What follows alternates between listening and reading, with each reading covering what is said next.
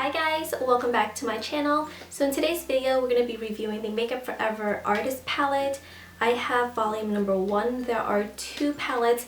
Volume number 1 is all nude, and then volume number 2 has more fun, bold, brighter colors. But I figured since I'm just trying this palette out for the first time, I wanted to get a palette that I was going to use all the time. So this is what the packaging for the box looks like. Makeup Forever tends to be really simplistic and kind of minimal with their packaging. This is what the actual palette looks like. It's actually really fun and bold, but still, you know, compacted and simple and just really great for traveling. On the back there are all the color names.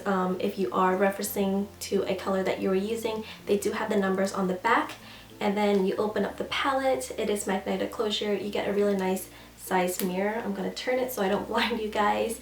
And this is what the palette looks like. Again, I have volume number 1, so it is the more nude and neutral palette. If you want more fun, bold colors, I would definitely check out volume number 2. I was hesitant on picking between the 2 palettes, but I wanted to really get my money's worth and get a palette that I know I'm going to use every single day. So these are the colors in this palette. There are 9 colors, and obviously they're all very neutral, very nude. And I think there are a mixture of shimmer and mattes in here, but I'm only seeing 2 mattes and then the rest are shimmers, which is one of the downsides to this palette. But I'm going to swatch these really quick before I go into the pros and cons of this palette.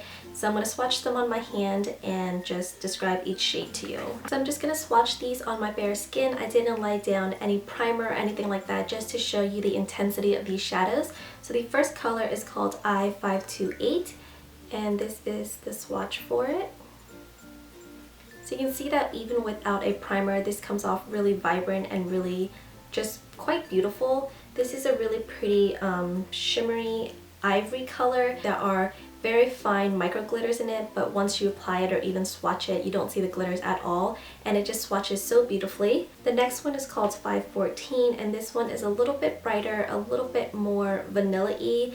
528 is a little bit more pink, so this one is definitely a great brow bone highlight or inner corner highlight. Really gorgeous. The next one is called ME512. Again, I don't know why they couldn't just name these normally. This one is more goldeny. This would be a really great face highlighter.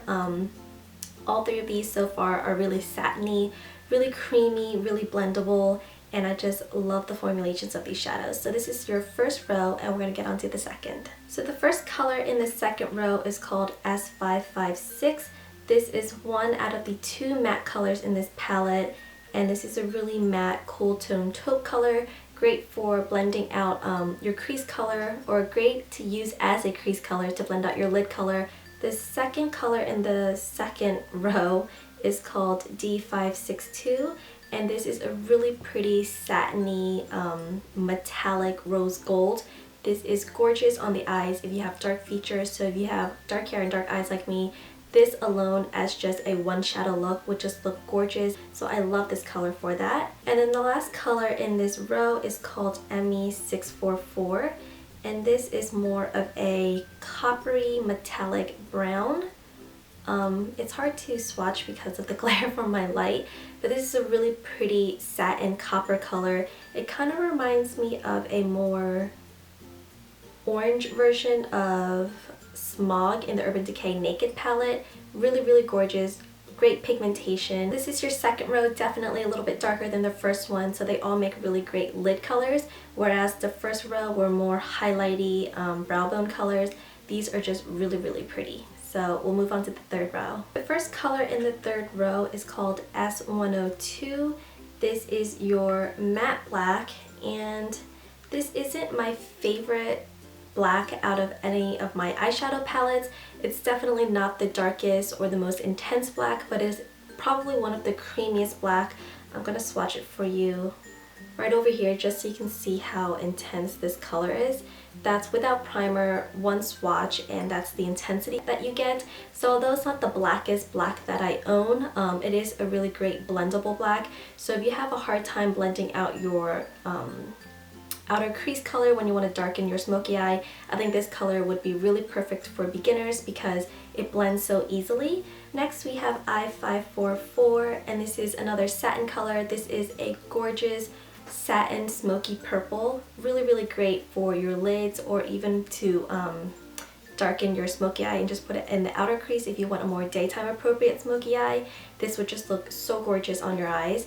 So this color is also just really beautiful. And then the last color we have in the palette is called D652. This is a darker copper color. This is another great color to put in your outer crease if you want to darken up your smoky eye for a daytime look. So it's really natural, really neutral, and really wearable, but you still get this really pretty sultry smoky eye effect.